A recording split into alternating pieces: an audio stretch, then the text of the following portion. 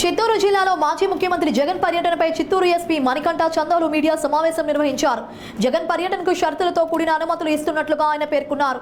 Bangarupalem mango మార్కెట్లో కేవలం 500 మందికి మాత్రమే అనుమతిస్తామని, హెలీప్యాడ్ వద్ద 30 మందికి అనుమతి మాత్రమే ఉందని, రోడ్ షోలు ఇతర కార్యక్రమాలకు అనుమతి లేదన్నారు. జగన్ భద్రతకు అన్ని ఏర్పాట్లు చేస్తున్నామన్నారు. గతంలో జగన్ పర్యటనలో చోటు చేసుకున్న అపశృతులను దృష్టిలో ఉంచుకొని ముందస్తు చర్యలు చేపట్టినట్లు ఆయన వెల్లడించారు. బంగారుపాలెంలో జగన్ పర్యటిస్తున్న ప్రాంతంలో పెట్రోల్ బంకులు, పాఠశాలలు ఉన్నందున సమయపాలన పాటించాలని ఆదేశాలు జారీ చేశామన్నారు.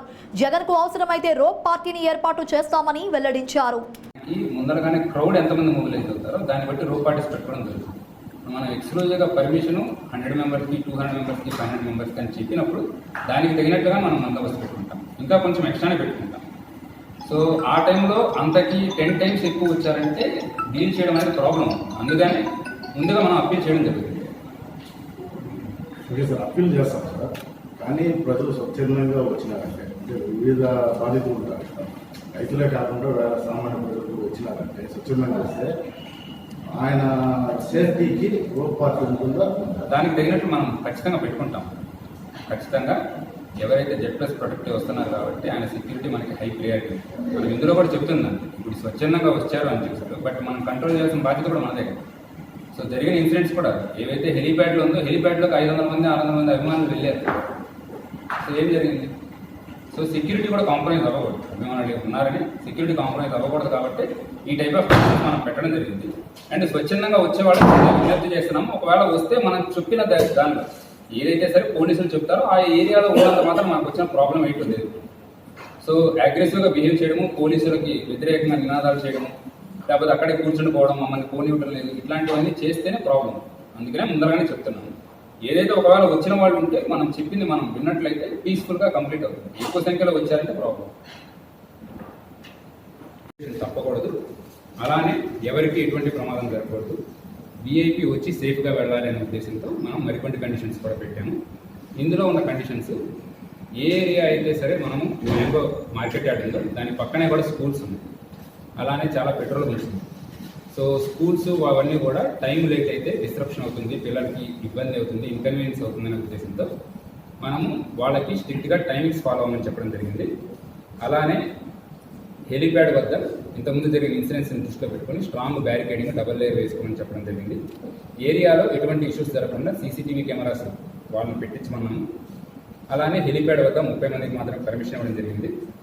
మ్యాంగో ఫార్మర్స్తో వాళ్ళు ఇంటరాక్ట్ అవ్వడానికి 500 మందికి, ఎటువంటి పబ్లిక్ మొబిలైజేషన్ జరగకూడదు. అలానే ఇంపార్టెంట్ జంక్షన్స్ వద్ద ఎటువంటి ట్రాఫిక్ జామ్స్ దయచేసి క్రియేట్ చేయవద్దు, మొబిలైజేషన్ చేయవద్దు అని ఎక్స్క్లూజివ్గా చెప్తున్నాము. దీనికి సంబంధించి నోటీసెస్ కూడా ఇవ్వడం జరుగుతుంది. ఇదంతా కూడా మనము కండిషన్స్లో మెన్షన్ చేసి మనము కండిషనల్లో ఉన్న పర్మిషన్స్ ఇస్తున్నాము. సో ప్రీవియస్ ఇన్సిడెంట్స్ ఇవన్నీ దృష్టిలో పెట్టుకొని మేము చేసే విజ్ఞప్తి ఒకటే, ఎవరు కూడా ఎక్కువ సంఖ్యలో మొబిలైజ్ చేయవద్దు. ఇది అతిక్రమించి ఎవరైనా మొబిలైజ్ చేసినా, అలానే పబ్లిక్ ఇన్కన్వీనియన్స్ జరిగినా, ఎటువంటి లా అండ్ ఆర్డర్ ఇన్సిడెంట్స్ వచ్చినా ఖచ్చితంగా చట్టపరంగా చర్యలు తీసుకోవడం జరుగుతుంది. Thank you. ఇప్పుడు మనము లా అండ్ ఆర్డర్ కంట్రోల్ చేయాలి. మీరు ఆ మార్కెట్ యార్డ్ చూసినట్లయితే ఒకవైపు రైతులు ఉంటారు. రైతులు సుమారుగా 500-600 మంది ఉంటారు. మీరు ఎక్కువ మంది సంఖ్యలో తెచ్చారంటే ఖచ్చితంగా రైతులకి ఇబ్బంది అవుతుంది. మనం రైతులతో మాట్లాడడానికి వచ్చి వాళ్ళని ఇబ్బంది పెట్టడం అనేది కరెక్ట్ కాదు.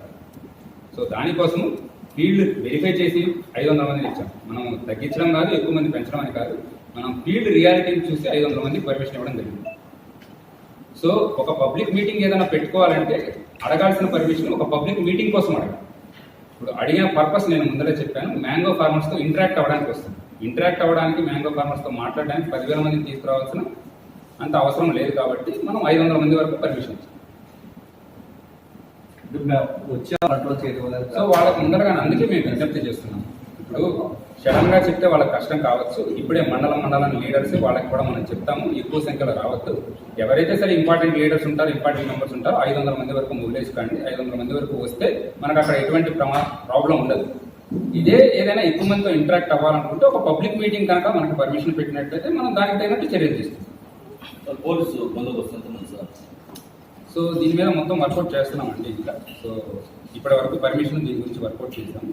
ప్రీవియస్గా ఏమేమి ఇన్సిడెంట్స్ అయినాయో అలాంటి జరగకుండా చూసుకునేటట్టు మనం ఖచ్చితంగా బందోబస్తు మీరు వచ్చి రోప్ పార్టీ విషయంలో కొంత ల్యాప్సెస్ జరుగుతున్నాయి జగన్ గారు పర్యటనలో అని చెప్పేసి ఎక్కువగా ఉంది. ఈసారి అంటే ఎటువంటి ల్యాబ్సెస్?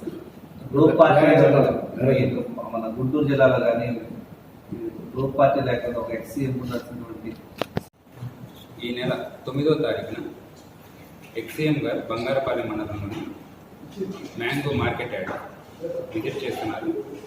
దానికి సంబంధించిన వచ్చిన అప్లికేషన్లో ఉదయం 11 నుంచి మధ్యాహ్నం 2 లోపు ఆ మార్కెట్ యార్డ్కి విజిట్ చేసి ఆ లోకల్గా ఉన్న ఫార్మర్స్తో ఇంటరాక్ట్ అవ్వడం, వాళ్ళతో మీటింగ్ పెట్టుకోవడం అనే ఉద్దేశంతో అప్లికేషన్ పెట్టడం జరిగింది. అప్లికేషన్ని మాజీ ఎమ్మెల్యే సునీల్ కుమార్ గారు సబ్మిట్ చేయడం జరిగింది. దానిలో మెన్షన్ చేసిన మరొక విషయం, సుమారుగా 10,000 మంది మొబిలైజ్ అవుతారు అని చెప్పారు. సో ఇచ్చిన అప్లికేషన్ యొక్క పర్పస్ మ్యాంగో ఫార్మర్స్తో ఇంటరాక్ట్ అవ్వడం, వాళ్ళతోనే మాట్లాడడానికి, వాళ్ళ కష్ట నష్టాలు తెలుసుకోవడానికి, అలానే ప్రభుత్వం ఏదైనా సరే చేస్తుందా, ఏం చేయట్లేదు అనే ఉద్దేశంతో వాళ్ళని మాట్లాడి వాళ్ళ దగ్గర నుంచి ఫీడ్బ్యాక్ తీసుకోవడానికి వస్తున్నారు. సో దీనికోసం మేము మొత్తం ఇప్పటివరకు ఫీల్డ్ విజిట్స్ చేయడం జరిగింది. అలానే హెలీప్యాడ్ ఎక్కడ ఉంది, మ్యాంగో మార్కెట్ యార్డ్కి ఏ రూట్లో వస్తుంటారు, దీని గురించి మొత్తం వర్కౌట్ చేయడం జరిగింది. ఈ వర్కౌట్ చేసిన తర్వాత మేము హెలీప్యాడ్ వద్ద సుమారుగా 30 మందికి మనం పర్మిషన్ ఇవ్వడం జరిగింది. అలానే కాన్వాయ్ వెహికల్స్కి పర్మిషన్ ఇవ్వడం జరిగింది. మార్కెట్ యార్డ్ దగ్గర రోజు 500 మంది రైతులకు పైగా వాళ్ళ వెహికల్స్లో వస్తుంటారు. సో ఈ మీటింగ్ కొరకు, ఇది పబ్లిక్ మీటింగ్ కాదండి, ఓన్లీ మ్యాంగో ఫార్మర్స్తో మాట్లాడడానికి, వాళ్ళతో ఇంటరాక్ట్ అవుతున్న ఇష్యూ కోసం వస్తున్నాం కాబట్టి మనం మరొక 500 మందికి వచ్చి ఇంటరాక్ట్ అవ్వడానికి పర్మిషన్ ఇవ్వడం జరిగింది. సో మొత్తంగా మనం మార్కెట్ యార్డ్లో 500 మందికి, అలానే హెలీప్యాడ్ వద్ద 30 మందికి పర్మిషన్ ఇస్తాం. అండ్ ఎటువంటి ర్యాలీస్ కానీ అలానే రోడ్ షోస్ కానీ జరగకూడదని క్లియర్గా చెప్పడం జరిగింది. ఇది వరకు జరిగిన ఇన్సిడెంట్స్ చూసుకున్నట్లయితే 3 చోట్ల. మొదటిది మన సత్యసాయి జిల్లాలో రాప్తాడ్ నియోజకవర్గంలో ఒక ప్రోగ్రాం జరిగింది. అక్కడ పోలీసులు ఎక్స్క్లూజివ్గా చెప్పి స్ట్రాంగ్ బ్యారికేడింగ్ పెట్టించుకోమనండి, అలానే చాలా తక్కువ మంది రావాలి అని చెప్పేసి ఇన్స్ట్రక్షన్స్ పాస్ చేసినా కూడా ఎక్కువ సంఖ్యలో రావడం, అలానే హెలీప్యాడ్ లోపలికి ఎక్కువ మంది వచ్చేసేసి ఈవెన్ చాపర్ కూడా డ్యామేజ్ అవ్వడం జరిగింది. సో ఇది మొత్తం ప్లానే, అంటే విఐపి యొక్క సెక్యూరిటీని కూడా ప్రాబ్లం క్రియేట్ చేస్తుంది, అలానే ఇండివిజువల్ సెక్యూరిటీ. సో ఎవరైతే సివిలియన్స్ ఉన్నారో వాళ్ళకు కూడా సెక్యూరిటీ ప్రాబ్లం వస్తుంది. ఇది మొదటి ఇష్యూ.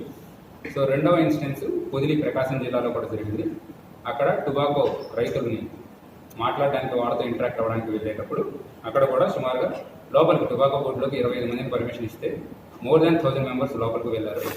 టొబాకో బేల్స్ ఏవైతే ఉన్నాయో అవి డ్యామేజ్ అవ్వడం, లోపల తోపులాటలు జరగడం, so stampede kind of situation జరిగి కొంతమంది పోలీస్కి మరియు సివిలియన్స్కి కూడా గాయాలు.